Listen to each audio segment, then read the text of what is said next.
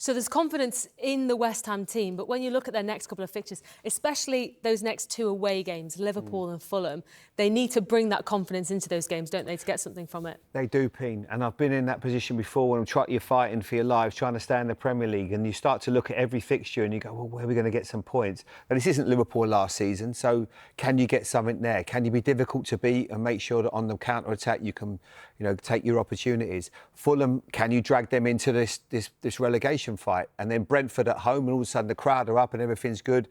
Man City at home. You don't want to be thinking, if we don't get anything out of those next 3 games, then we've got Man City at home. Where's our next win going to come from? So very difficult. And I've done this job quite a long time and trying to predict results, trying to say how, what's an easy fixture, what isn't.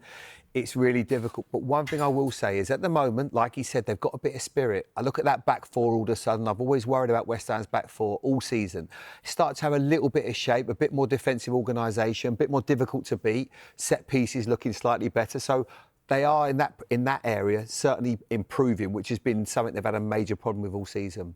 When you are a player in a position that West Ham are in, currently in the relegation zone, are you actually looking at this game one game at a time, or are you looking at sort of what you've got to come in the next couple of weeks? I think as a team, I think you'd look at the bigger picture. OK, where's our target? What can we actually ascertain over the next couple of games? How many points can we accumulate? But each game is its individual game. Whether it's Liverpool, Man City, Fulham, whoever it is, you're always in with a chance of getting 3 points. You need a great spirit in that changing room. That's why I asked Jared about it. I've been in that position with West Ham, going down to the last game of the season, away at Manchester United. No one gave us a hope, no chance at all. But we only come away with a 1-1 win. Who was top scorer that year, Bob? That'd be me, mate. Oh, sorry, mate. I thought so. But it was all about Tevez. It was more about Zamora, I think. It was. Listen, he tried. Thank God VAR ain't there anymore, to be fair. He tried to clear one off the line for me at Blackburn. But our spirit, we shouldn't have been down now. We felt that we had a great squad, a great togetherness.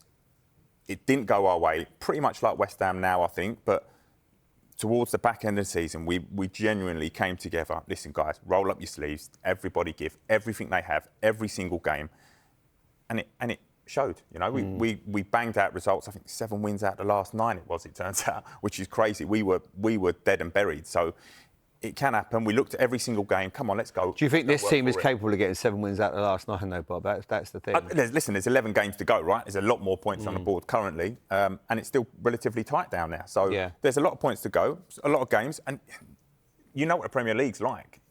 Any team can beat any team on its day. No games are given. Yeah, they've got match winners as well. I think that's the other thing. With the likes of Somerville, with the likes of Jared Bowen, Tati's come on and given them something as well. Fernandes in midfield. It's starting to look more like a team that I feel you can pin your hopes on a little bit. Are they going to stop? I wouldn't like to put my house on it, that's for sure. But they've given themselves a real opportunity. They've got to lead a little bit of luck with results going their way.